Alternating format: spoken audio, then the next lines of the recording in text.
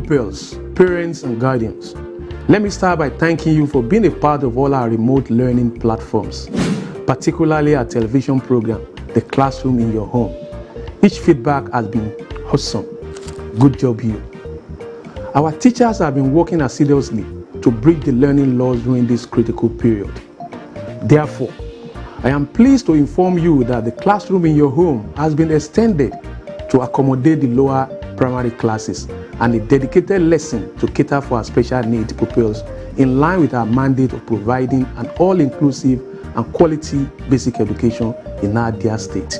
This program is fully sponsored by the Universal Basic Education Commission, UBEC, and supported by the Lagos State Universal Basic Education Board under the COVID-19 Blended Learning Intervention Initiative. Please encourage your wards to tune in and take every advantage of this laudable program. Also remember, this pandemic is not over. Let us continue to abide by all health and safety guidelines as stipulated by the government. At Lasubeb, we are determined to leave no child behind in our quest to improve the standard of basic education in our state. Thank you. Hello pupils, you're welcome to another wonderful edition of your favorite program, The Classroom in Your Home, a program sponsored by the Universal Basic Education Commission, UBEC, and packaged by the Lagos State Universal Basic Education Board, Lasubeb. It is to ensure that you are academically engaged in addition to what you're learning in school. I am Auntie Fumi, your English Studies teacher. I am not here alone. I have with me your wonderful teachers. Hello children, I'm your mathematics teacher. You know me as the mathematician, Uncle Agbaje. Uncle Popo is here. I am Uncle Popo, General Studies teacher.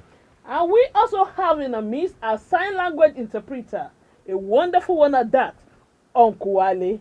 Together, we are bringing the classroom into your home. Please stay tuned.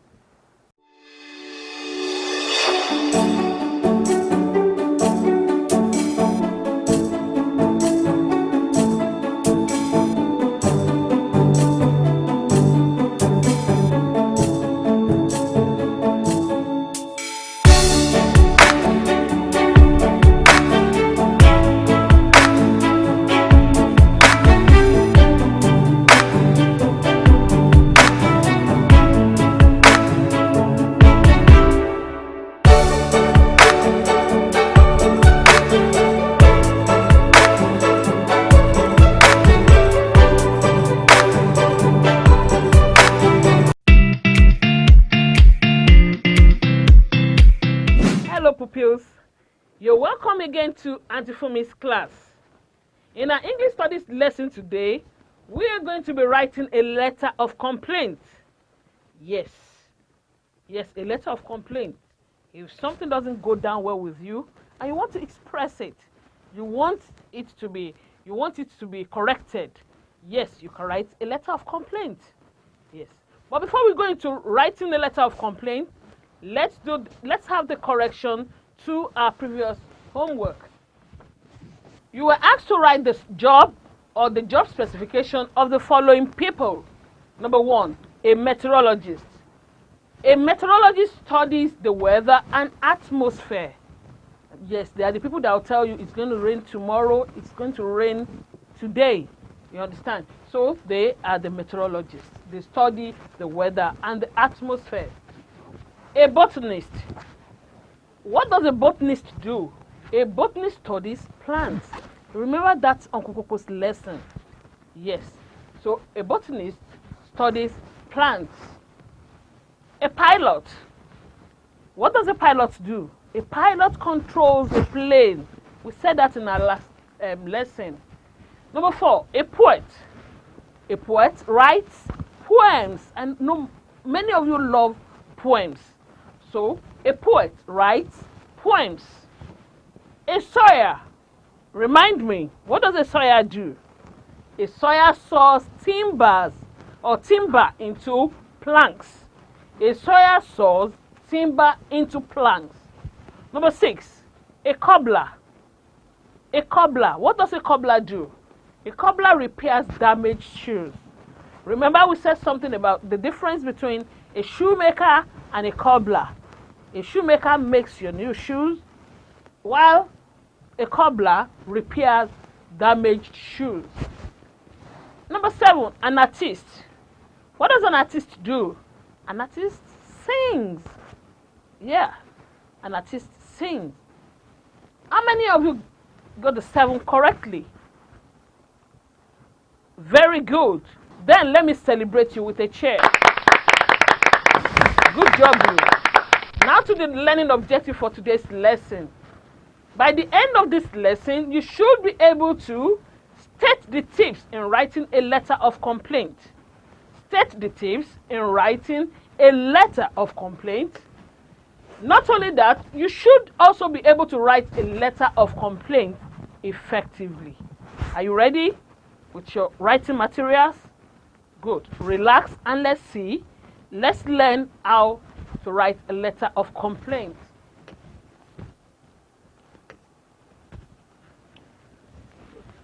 Life is sometimes about not getting what you want. There are times you want this, you're not getting it. There are times you want to achieve this, but you're not getting it at that particular point in time. That's why I said life is sometimes about not getting what you want. Life is full of disappointment, but sometimes these disappointments are so great that one needs to express his or her mind. At times, why should this be this way? Why should this be happening? I feel like expressing my mind. No, this has to be corrected. No, I must let somebody know about what is happening. I want to write a letter of complaint. That is about expressing your mind. Writing a letter of complaint is partly about getting an annoyance off your chest and partly about seeking redress for a wrongdoing. Something happened. You are not happy about it. You want to express yourself so that you'll be able to get it off your chest. At the same time, you want it addressed so that it can be corrected. That is what writing a letter of complaint is all about. Now let's look at example of letter of complaint. Let's look at the example of the opening part of the letter of complaint. Look at this.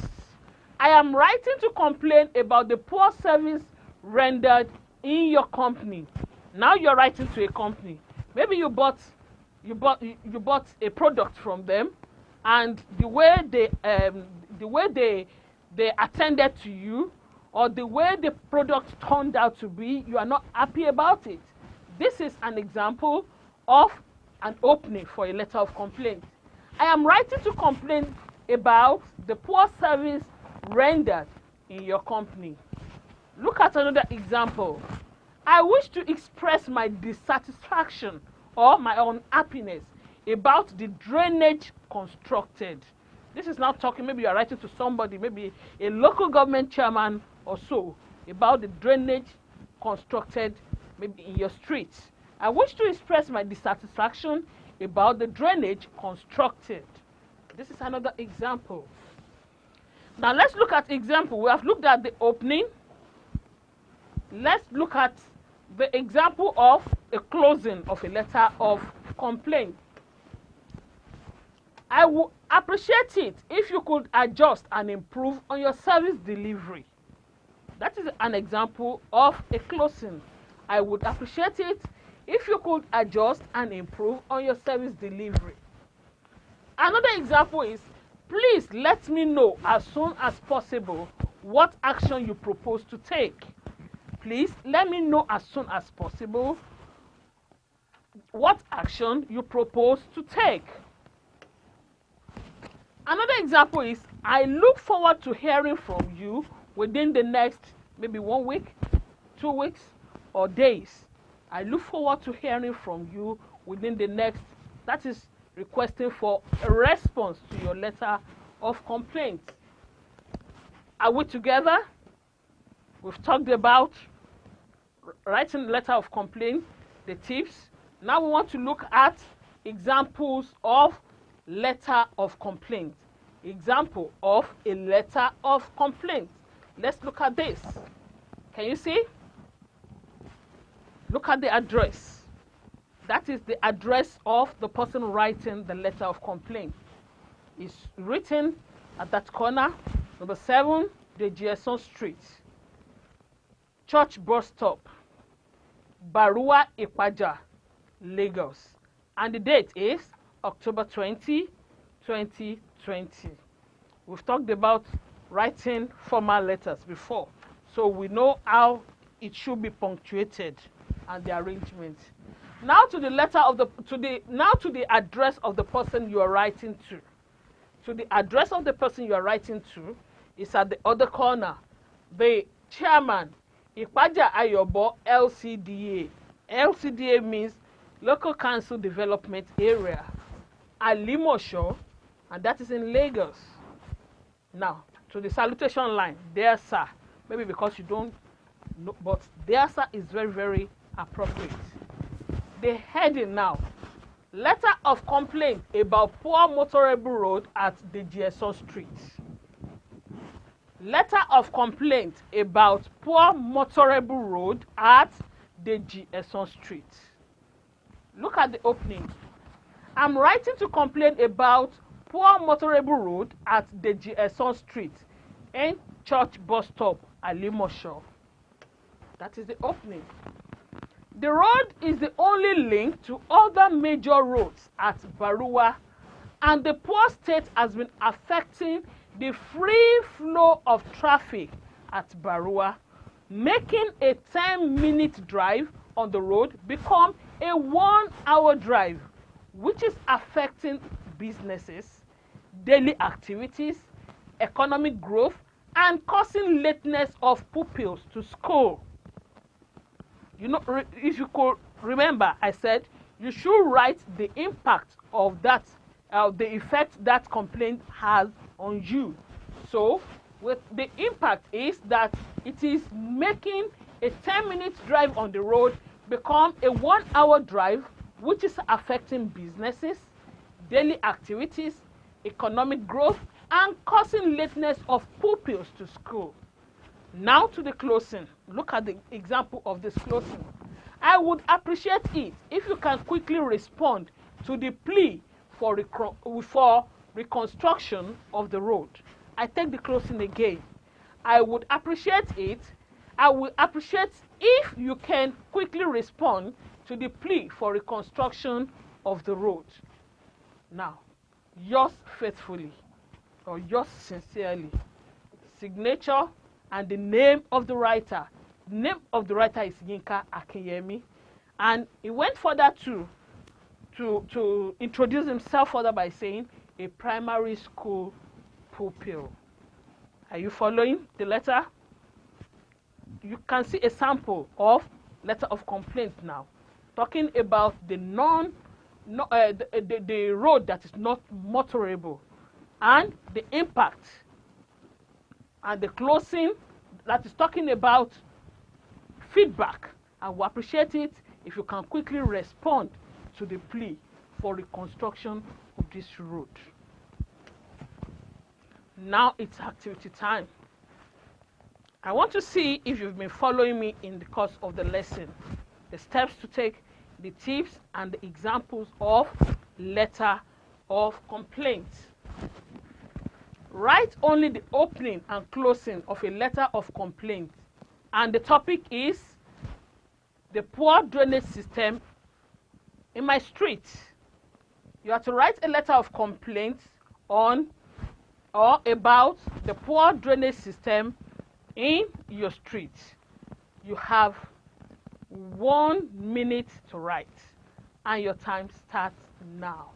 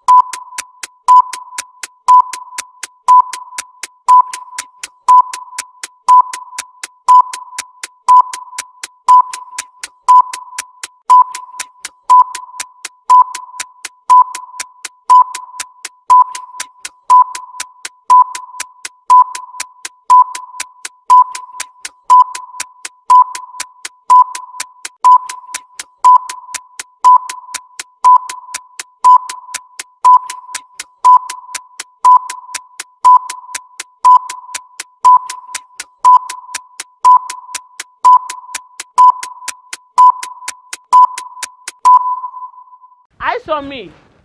Well done. And by now you ought to have finished writing the opening and the closing of a letter whose heading is the poor drainage system in my street. Now let's look at a possible correction of a possible sample of an opening and closing. Look at my own opening. I am writing to express my dissatisfaction about the poor drainage system in my street. I am writing to express my dissatisfaction about the poor drainage system in my street. That is my opening. And my closing is a swift response or a quick response to the improvement of this drainage system will be much appreciated. A swift response to the improvement of this drainage system will be much appreciated. That is my closing. You have something close to that? Something very close to that. I trust you. You are brilliant children. And I need to celebrate you with a cheer. Well done. Now to the homework for today. Remember, no homework, no pack off, good life magic juice. You are to write a letter of complaint about the poor drainage system in your street. We've written the opening and the closing, and now you have to develop it and give me a full letter. I'll be waiting for you to submit very quickly. Yes. And don't forget, when you're submitting, your name, your school, your class, and your local government education authority must be included. That is the only way you can win packs of Good Life Magic Juice. I want to, by now you ought to have written or copied the assignment. It's as simple as you writing a letter of complaint about the poor drainage system in your street. I don't need to give you any time to copy that. You have done that already. Is that not so? I trust you. You're brilliant children. And that's it for today. We have come to the end of the English Studies lesson for today. Today, we've been able to write a letter of complaint. We've been able to explain that writing a letter of complaint is as a result of if we have any experience that is not pleasant to us and we want it corrected. So we write a letter of complaint. We have the tips that we should make it professional, and then we should make sure, or we should ensure clarity in what we are writing. The opening, the closing. Make sure you state the impact of that thing on you, either financially or emotionally. So it's time to hand you over to the mathematician, Okwagbaje, for another beautifully packaged mathematics lesson. Well done, children. Remember, Auntie Fumi is always proud of you. Well done.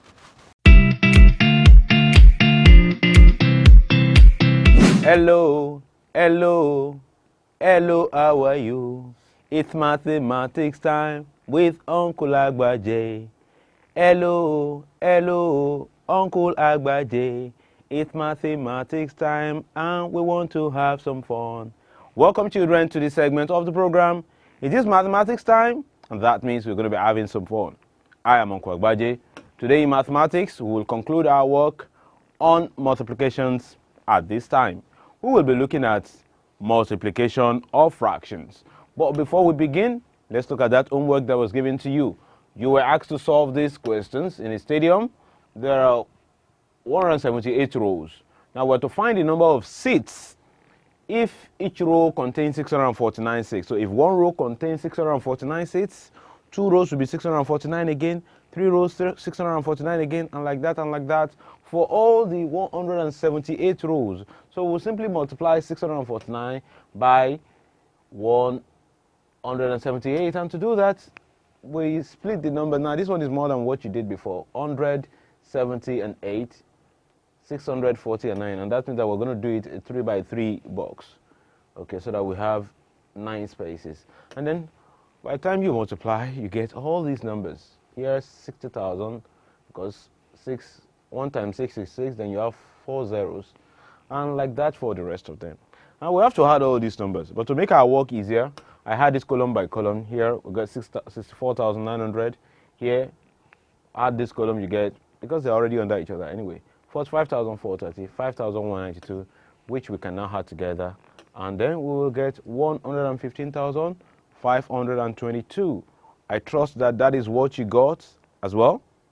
Excellent. So we'll conclude by saying the number of seats in the stadium is 115,522.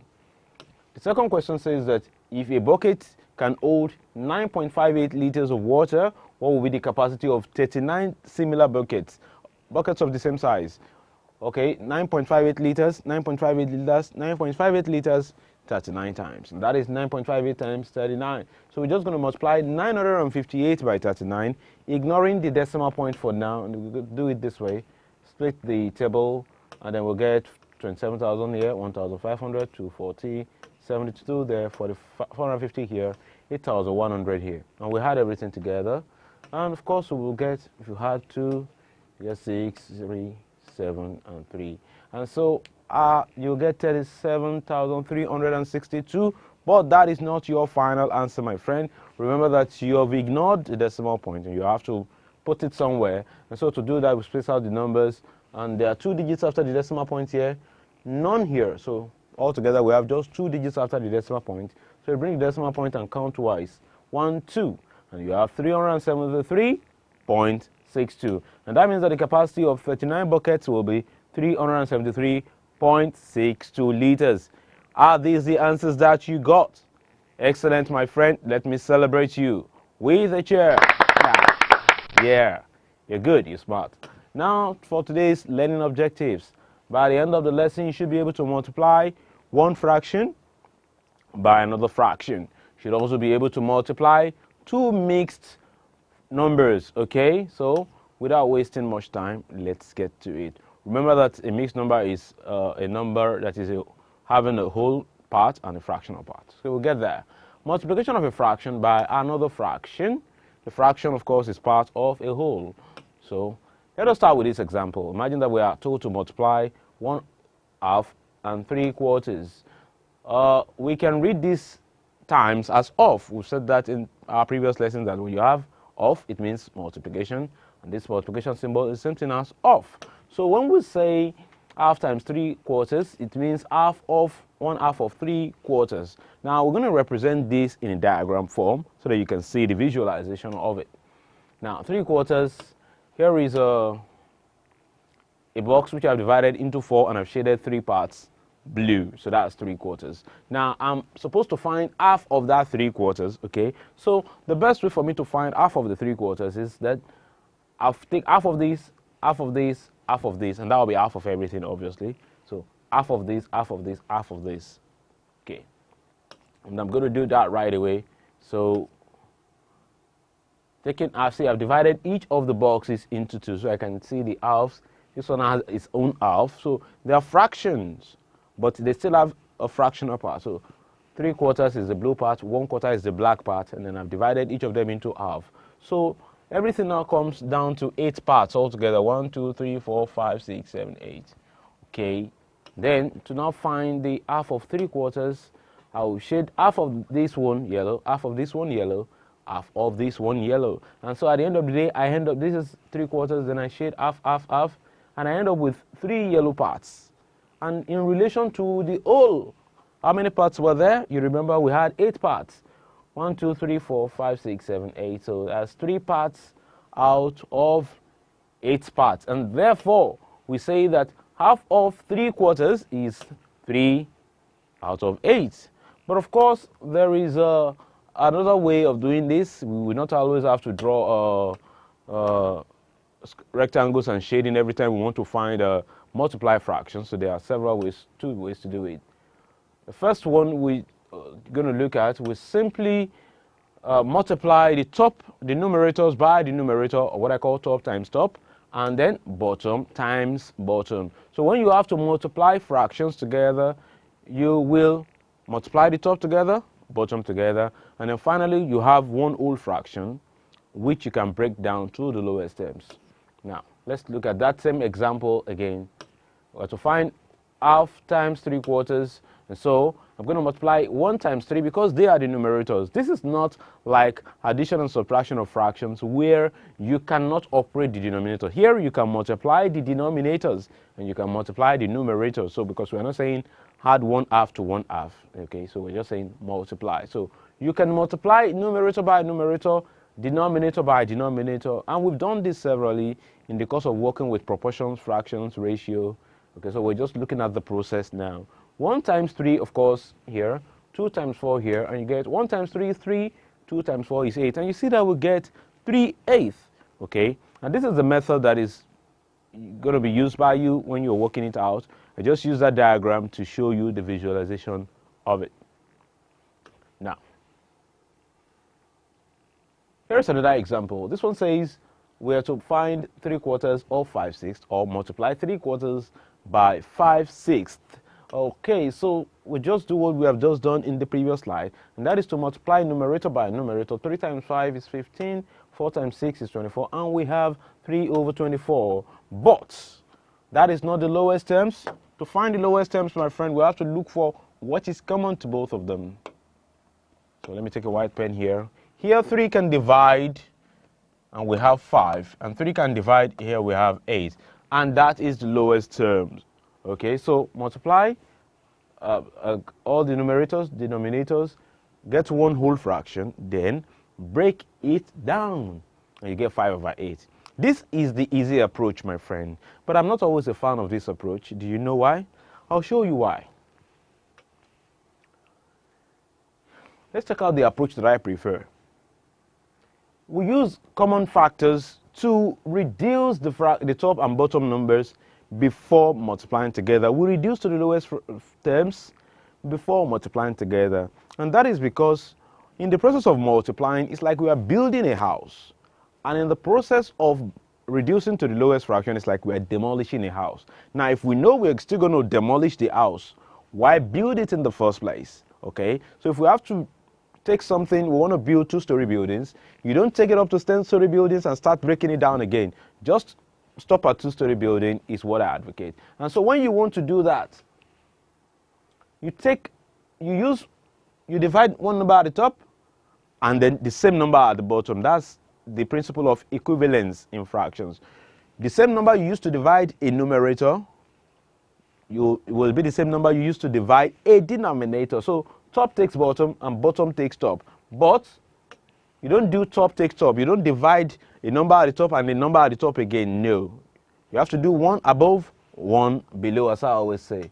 Okay, so let's see that in action. The same example from the last time. Now, instead of multiplying direct and then dividing again, we'll just look at 3/4 times 5/6 and look at what can go.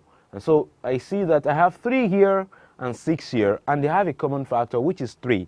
So I use 3 to divide straight away. 1 at the top, 3 goes in 3 one time, and I take 1 at the bottom. It could be this, it could be this. If there are 3 fractions, it could be 1 at the top, 1 at the bottom here, as long as you take 1 on top, 1 below. Okay, so 3 goes here, 3, and 3 goes here. 3 goes here, 1, and 3 goes here, 2. And what else can go? I do not see anything else that can go because 4 and 5, no common factors. 1 and 4, that's the lowest term. 2 and 5, that's the lowest term. So nothing can go. Okay, so we just say 1 times, we can now multiply again. And we get 1 times 5 is 5, 4 times 2 is 8. I will back to 5/8. And this is a fraction we do not need to break down. And the reason why I like this method is because sometimes you can multiply everything together and you get a fraction with huge numerator and huge denominator. Okay, now you begin to think, what will I use to divide again? In the first place, you should not even have multiplied. So when you want to do yours, I prefer you use this. Okay, so here's another example. Now imagine if we have to multiply 14 by 15, we're getting the number 205. 210, yes, we'll be getting 210, and 3 times 7 is 21, and I write 21 over 210. It's going to be somehow for us to divide because those are large numbers. But instead, I see that 3 can go here and 3 can go here, 7 can go here and 7 can go here. So I just do that. 3 goes here 1, 3 goes here 15, 7 goes here 1, and 7 goes here 2. And these are smaller numbers that are easy for me to deal with. So now I'm done because 1 and 2 lowest terms, 1 and 5 lowest terms, 1 and 5 lowest terms. So I can multiply out 1 times 1 is 1, 2 times 5 is 10. So my final answer, my friend, is 1 over 10. Easy peasy, right? But of course, you're familiar with doing something like this. Let's check out multiplication of mixed numbers. Now, as I have said earlier, mixed numbers are numbers that have whole parts and fractional parts. So how do we undo that? Well, we will not do it the way of addition and subtraction. We will not multiply whole with whole, fraction with fraction, no. Rather, what we do is that we change the mixed numbers to improper fractions, okay? And then we multiply like normal fractions. So let's see examples. This example says that we should multiply 2 3/10 by 2 and half. So we don't say 2 times 2, 3/10 times 1/2. No, that's not the way to go about it. We'll first change this one to a mixed number, an improper fraction, this one to an improper fraction, and so 2 3/10 is the same thing as 23/10 because one whole is 10/10, another one whole is 10/10. So 10/10 and 10/10, that's 20/10. Then you have 3/10. 20/10 and 3/10, 23/10, as you can see. But of course, we have a shorter way of doing that. 10 times 2 is 20. 20 plus 3 is 23. You still get a 23/10. This one, okay, 2 halves, that's 1 whole. Another 2 halves, that's 1 whole. So if you have 2, that's 2 halves, 2 halves, that's 4 halves altogether. Then plus 1, that's 5, plus 1 half, that's 5 halves, and that's why you have 5 over 2. But you can just do 2 times 2, which is 4, plus the 1 on top, you get 5 over 2. And so this is the same thing as this. 2 and a half is the same thing as 5 over 2. We will now multiply them in their improper form. And so we write 23/10, 5 halves. And we'll look for what can go. 23 and 10, these are the lowest terms, nothing can divide, because 23 is a prime number. But 5 and 10, they are not at the lowest point, so we can divide them, reduce them. And 5 is the common factor, so 5 goes here 1, 5 goes here 2, and then what else? Well, I think we are at the lowest that we can go because 1 and 2, lowest terms. 1 and 2, lowest terms. So we just multiply the numerators. That's 23 times 1, and then the denominators 2 times 2, and you get 23 over 4, which of course it's better we take this back to the mixed number form. So we'll find out how many quarters are there in 23. In 23, we're going to have 5 quarters. Yes, 5 quarters. And then 3 quarters extra. So 4 in 23 is 5, remaining 3. So that's 23, 5 whole number, 3 all over 4. So again, the procedure is simple. For mixed numbers, change them to improper form and then multiply them as you normally multiply a fraction. When you have your answer, if it is an improper fraction, take it back to a mixed number form. So here are some for you to do. I'll give you 1 minute, 10 seconds to attempt this, and I'll be right back.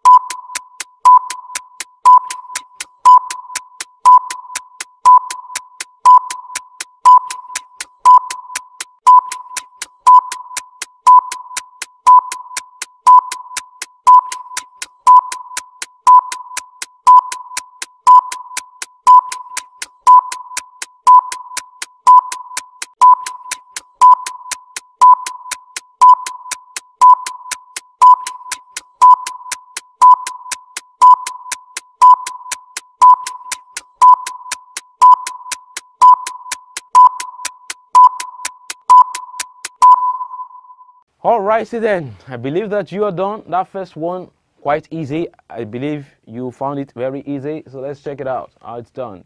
2 over 7 times 7 over 8. Obviously, 7 and 7 can reduce each other.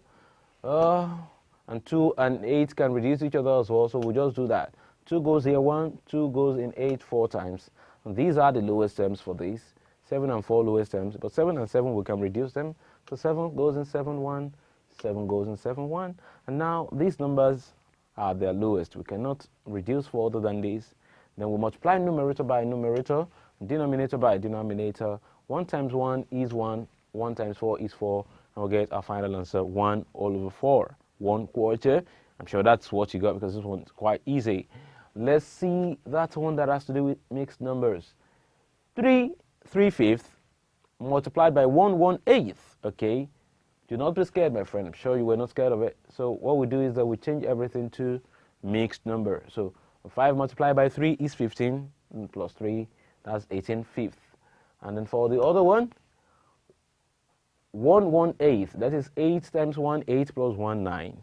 Okay, because 1 whole is 8/8. 1 whole is 8/8. Then you have 1/8. 8/8 and 1/8, that's 9/8. All right. Then we multiply 18/5 and 9/8. And so, can we see, is there anything to reduce this? 5 and 9, lowest terms. 18 and 8, not lowest terms. We can reduce. Okay, so we'll reduce by 2. 2 goes here 4, and 2 goes here 9. So what can reduce? I do not see any. Do you see any? No. 9 and 4 lowest terms, 9 and 5 lowest terms, 5 and 9 lowest terms. And we cannot do top and top. Impossible, is not right. So we multiply 9 by 9 and then we multiply 5 by 4. 9 times 9 is 81, 5 times 4 is 20. But to change this back to mixed number, how many 20s can we get in 81? We'll get 4. And we're still left with 1/20th. So how many 20th are there in 81 20th? So that's 4 20th, and then we have 1/20th extra. And that should be your final answer. Did you get it right? Now let me celebrate you with another chair. Excellent job, you, my friend. Now, if you did not get it right, you have enough practice questions with the online assessment, and of course with this homework, which you have 20 seconds to write.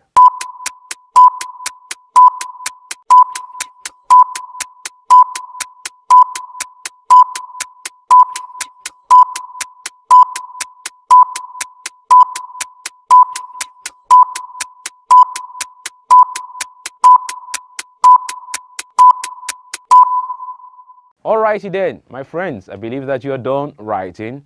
Practice, because the essence of mathematics is practice. It's not by rote learning, it's not by cramming, it's by practice. And that's how you get better, and that's how you become a mathematician.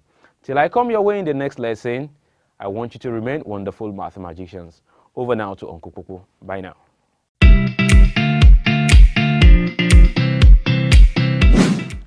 Hello, pupils. You are welcome to General Studies class. I am Uncle Popo. Let's open today's lesson the usual way we've been doing. Uncle Popo is here. I am also here. Good. We are here together. 100% attention. Brilliant one. 100% attention is what I want you to give me in today's lesson. Our subject for today is agricultural science.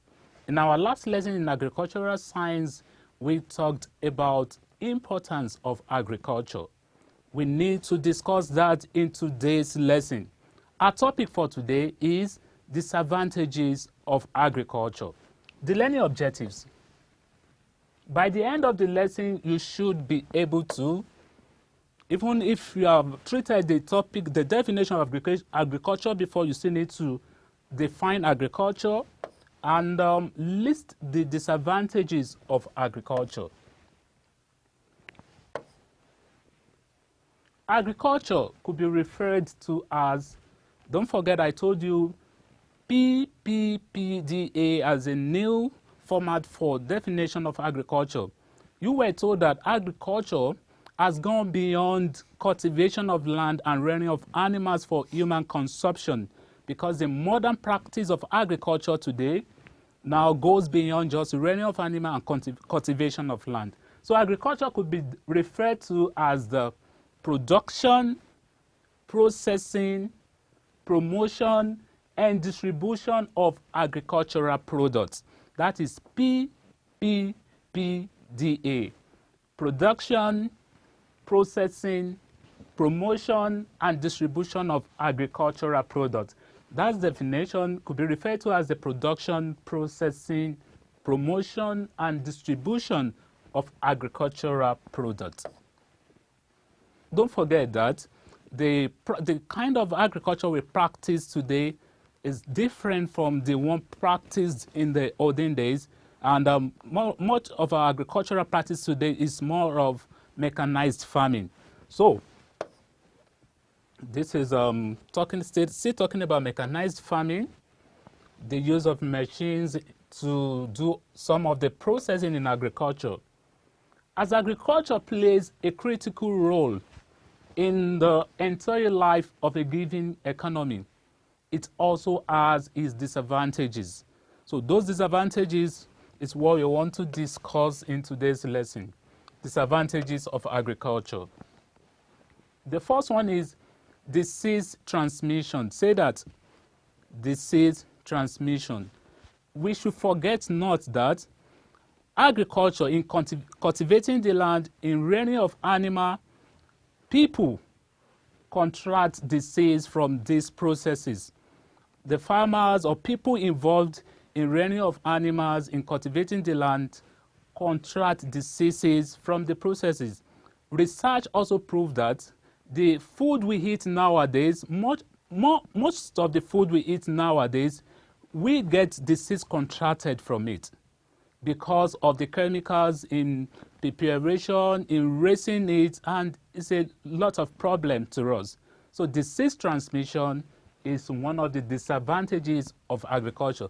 Now some are saying, should we not eat food again? Should we not rear animals again?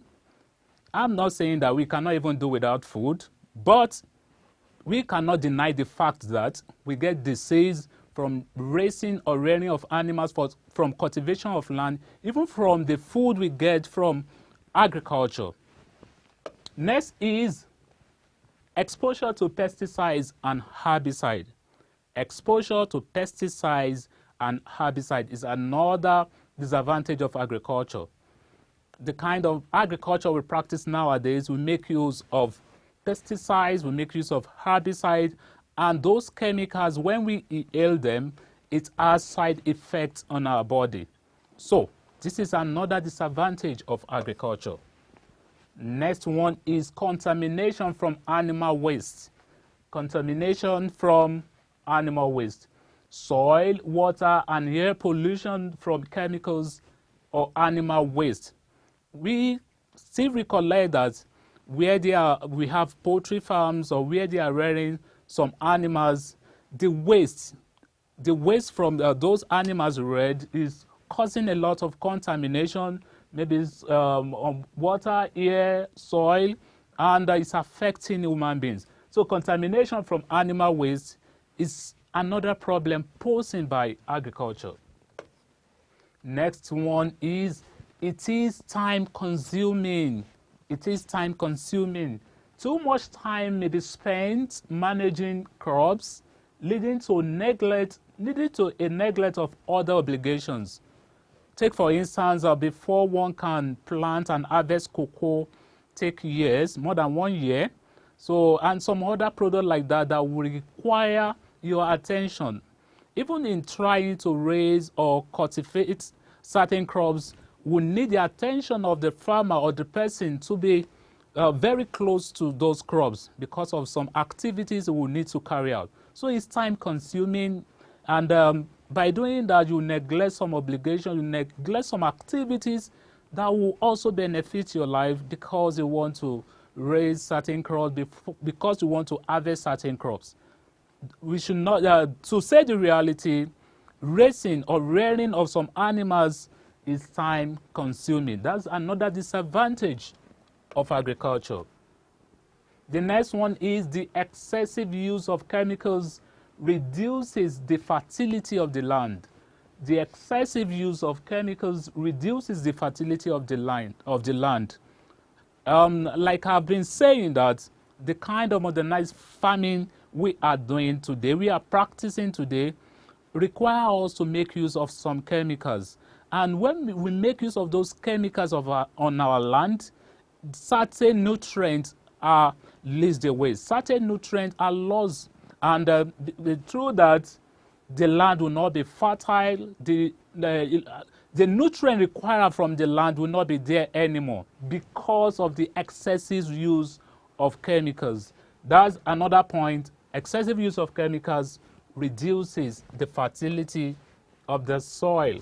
Next one is the cost of maintenance is very high in mechanized farming. The cost of maintenance is very high in mechanized farming. It is clear as crystal that the cost of maintenance is very high in mechanized farming. To maintain tractor, to maintain some farming equipment is very high, and few people have money to take care or maintain those machines. So that's another problem. Our forefathers that are still practicing agriculture, some cannot even afford those machines, and if they can afford it, they cannot maintain those machines. So it's a problem in agriculture. Next one is overuse of machines may lead to environmental damage. Overuse of machines may lead to environmental damage. Yes, the use of tractors on some farms, the use of some big machines on the farm may lead to environmental damage. That's another problem. Displacement of workers is another disadvantage of agriculture. Displacement of workers. What does that mean? In farm mechanization, very few workers are required. Hence, many people will be out of job when mechanization is introduced. Yes, that's a fact because with the use of machines now, we have a few people that we need your service to work on the farms. And because of that, it's bringing displacement of workers. Unlike the olden days where we need many people to work on the farm, where the farmers will have many wives and give birth to many children so that they can help the farmer on the farm. Today, we are making use of machines, and with the use of machines, we have few workers to be needed in working on the farm. As a result of that, displacement of workers is what we are seeing. In today's lesson, we have talked about disadvantages of agriculture. Today, we try to look at the definition for agriculture that will cover the kind of practice we are involving in today's farming. We talked about agriculture as, we define agriculture as the production, processing, promotion, and distribution of agricultural products. That's PPPDA. Then we looked at disadvantages of agriculture. Disease transmission is one of the disadvantages. Exposure to pesticides and herbicides. Contamination from animal waste. It is time consuming. It's another disadvantage of agriculture. Displacement of workers. Overuse of machines may lead to environmental damage. And lastly, we talked about excessive use of chemicals, which reduces the fertility of the land. All this we discussed in today's lesson. I know some of you are now waiting for me to talk about the winner of that debate because we have looked at the disadvantages of agriculture, and in our last lesson we talked about the advantages. But let's have the evaluation in today's class. Question number 1. What is agriculture? Question number 2. List 3 disadvantages of agriculture. You have 30 seconds to write the answers. Your time starts now.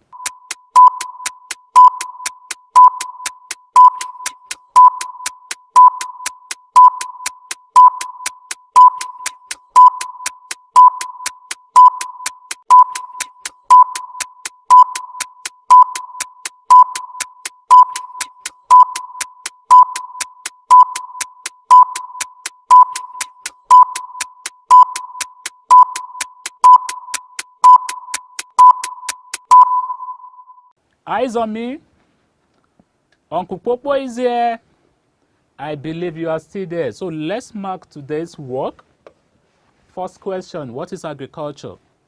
Agriculture could be referred to as the production, processing, promotion, and distribution of agricultural products.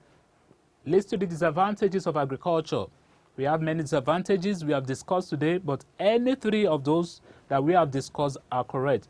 Disease transmission, 1. Exposure to pesticides and herbicides, which are dangerous for humans' health. 3. Contamination from animal waste. It is time-consuming, displacement of workers, and many others. Mark accordingly and score yourself. We have come to the end of today's lesson. Until next time, next lesson, Uncle Popo says, keep on studying. Bye. My wonderful pupils, we've come to the end of another exciting episode on the classroom in your home. Yes, a fun-filled one at that. Now it's time for our homework and online practice. The link for today's assessment can be found on bit.ly/Lasubeb lesson 72. The link again is bit.ly/Lasubeb lesson 72. You can also take the online practice tests, which we have on bit.ly/Lasubeb tests. There you will find all the online assessments that we've been doing from lesson 1 to lesson 72. Remember, the online assessment is our way of knowing how well you're performing. It complements all that you have learned on the classroom in your home and in school, because we want to help you raise your performance. Taking the online assessment is based on if you have access to either your daddies, your mommies, your uncles, or your aunties' Android or smartphones. If not, there's no problem. Just send your questions, your comments, and your assignment to 081 5086 5663. Please do not call that line. SMS and WhatsApp messages only. And when you are sending in your assignment, make sure you indicate your name, Your school, Your class, and your local government education authority. That is your LGEA. This is the only way we can identify you to be able to appraise you accordingly. all the lessons taught today and the previous ones are on Lasubeb YouTube channel for you to watch over and over again. Subscribe to Lasubeb YouTube channel to get notification when new videos are uploaded. The classroom in your home could be watched live on Facebook, the same time airing on television through the page showing on the screen. Until our next lesson, when we shall meet again on another beautifully packaged edition of the classroom in your home, make sure you do your homework. Wash your hands regularly. work hard, and Stay safe. Lasubeb. Leave no child behind.